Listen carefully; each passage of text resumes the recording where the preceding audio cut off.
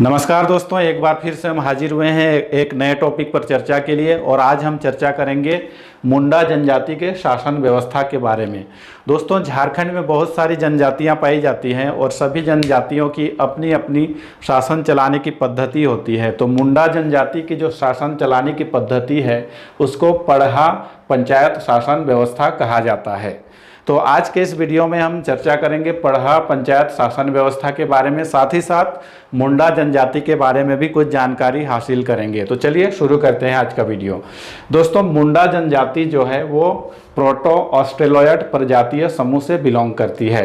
दोस्तों, झारखंड में मुख्यतः 3 प्रजातीय समूह के लोग पाए जाते हैं। पहला तो है इंडो आर्यन प्रजातीय समूह, दूसरा है द्रविड़ प्रजातीय समूह और तीसरा है प्रोटो ऑस्ट्रेलॉयड प्रजातीय समूह। और मुंडा जनजाति के लोगों की जो भाषा है उसको क्या कहा जाता है? मुंडारी। और मुंडारी भाषा जो है वो ऑस्ट्रो एशियाटिक भाषा परिवार की एक भाषा है।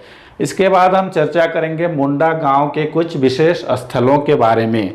दोस्तों, मुंडा गांव में कुछ विशेष स्थल होते हैं विशेष काम के लिए, तो उनके बारे में चर्चा करते हैं। पहला स्थान है सरना। सरना में क्या किया जाता है? यह ग्राम देवता का निवास स्थल है, तो इसको याद रखिएगा। सरना क्या है? ग्राम देवता का निवास स्थल। नेक्स्ट है अखड़ा। अखड़ा में क्या किया जाता है? ग्राम सभा करने या पर्व त्योहारों में नाचने का स्थल अखड़ा। नेक्स्ट है शासन। ये काफ़ी इंपॉर्टेंट है, इस पर जरूर ध्यान फरमाइएगा। दोस्तों, शासन क्या है? समाधि स्थल। मतलब हर मुंडा गांव में, गांव से थोड़ा दूर में एक स्थान होता है जहां पर कोई भी व्यक्ति मर जाता है तो उसको वहां पर दफनाया जाता है, तो उस स्थान को क्या कहा जाता है? शासन। और दोस्तों, आप लोगों ने देखा होगा बहुत सारे गांव देहात में कि बहुत सारे जगहों पर बड़े बड़े पत्थर के सील से ढके हुए स्थान होते हैं। तो उसमें मुंडा जनजाति के लोग क्या करते हैं? शवों को दफनाने के बाद उसमें बड़ा सा चट्टान का सील उसके ऊपर में ढक देते हैं। तो उस पत्थर का सील को क्या कहा जाता है? शासनदिरी। तो ये दोनों वर्ड काफ़ी इम्पोर्टेंट है। तो शासनदिरी क्या होता है?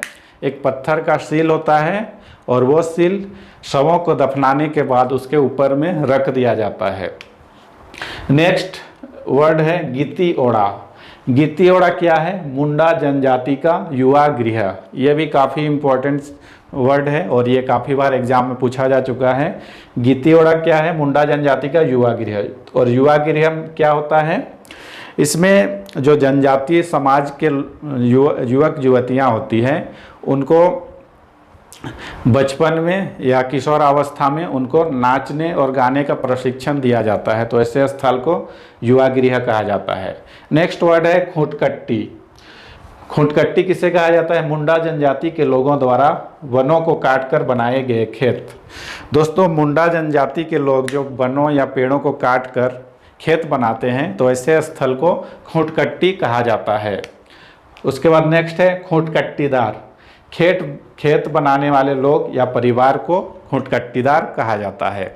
यानी कि जो वनों या जो बंजर भूमि होता है उसको काट कर जो खेत बनाते हैं उसको खूंटकट्टीदार कहा जाता है। नेक्स्ट हम देखेंगे जो मुंडा जनजाति का जो शासन व्यवस्था है वो भूतकाल में कैसे चलता था उसके बारे में।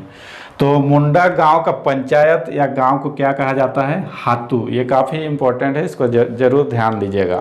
मुंडा गांव का पंचायत या मुंडा लोगों का गांव होता है उसको हातू कहा जाता है। और हातू का जो प्रधान होता है उसको मुंडा कहा जाता है। इसके बाद हातू से बड़ा होता है पट्टी। पट्टी में 8 से 10 गांव आते हैं, 8 से 10 गांव। और पट्टी का जो प्रमुख होता है उसको क्या कहा जाता है? मानकी। और मुंडा जनजाति का जो सबसे बड़ा, उसका शासन व्यवस्था का जो सबसे बड़ा अंग होता है उसको क्या कहा जाता है? पढ़ा। पढ़ा में क्या होता है? लगभग 25 से 30 गांव एक पढ़ा के अंतर में आते हैं। और इसका जो मुखिया होता है, प्रमुख होता है, उसको पढ़ा राजा या मुंडा लोग उसको राजा की संज्ञा देते हैं। जो 25 से 30 गांवों का जो प्रमुख होता है उसको पढ़ा राजा कहा जाता है। और पढ़ा राजा का जो सहयोगी होते हैं दीवान, ठाकुर, पांडे, कर्ता और लाल। तो इसको याद रखिएगा, पढ़ा राजा के कुछ सहयोगी होते हैं दीवान, ठाकुर, पांडे, कर्ता और लाल।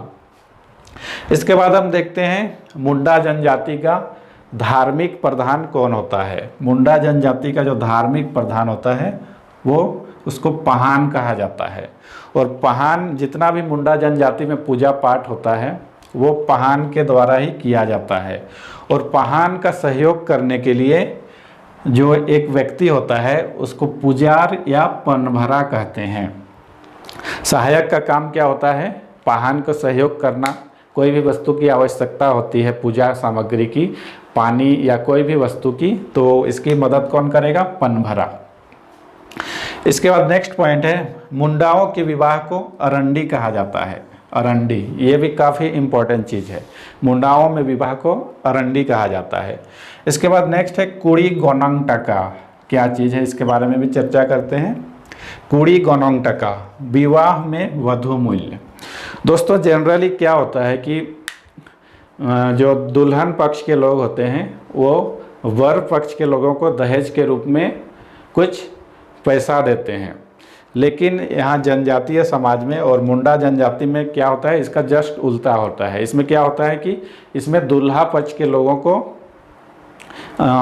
शादी करने के लिए दुल्हन को कुछ उपहार स्वरूप कुछ रुपया देना पड़ता है। उसको क्या कहा जाता है? कुड़ी गोनंग टका। तो ये भी काफ़ी इम्पोर्टेंट है, इसको भी याद रखिएगा। नेक्स्ट है मुंडाओं का उनके देवी देवता।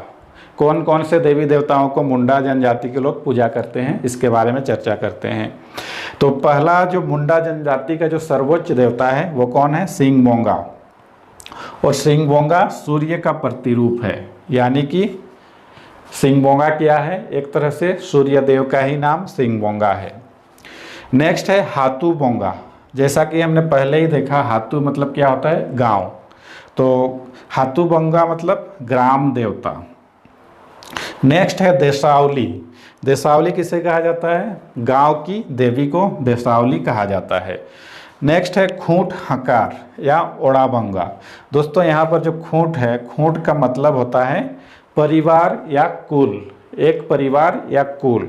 तो खूंट हकार या ओड़ाबंगा क्या होता है? कुल देवता। नेक्स्ट है इकीर बोंगा। इकीर बोंगा किसको कहा जाता है? जल देवता को। और नेक्स्ट है बुरु बोंगा। बुरु बोंगा किसे कहा जाता है? पहाड़ देवता को। तो दोस्तों ये थी आज का वीडियो। और आज के इस वीडियो में हमने चर्चा किया मुंडा जनजाति के शासन व्यवस्था, उसकी सामाजिक व्यवस्था तथा उसके धार्मिक व्यवस्था के बारे में। उम्मीद करते हैं आपको ये वीडियो पसंद आया होगा। अगले वीडियो में फिर मिलेंगे कोई नए टॉपिक के साथ। तब तक आप अपना ख्याल रखिए। धन्यवाद।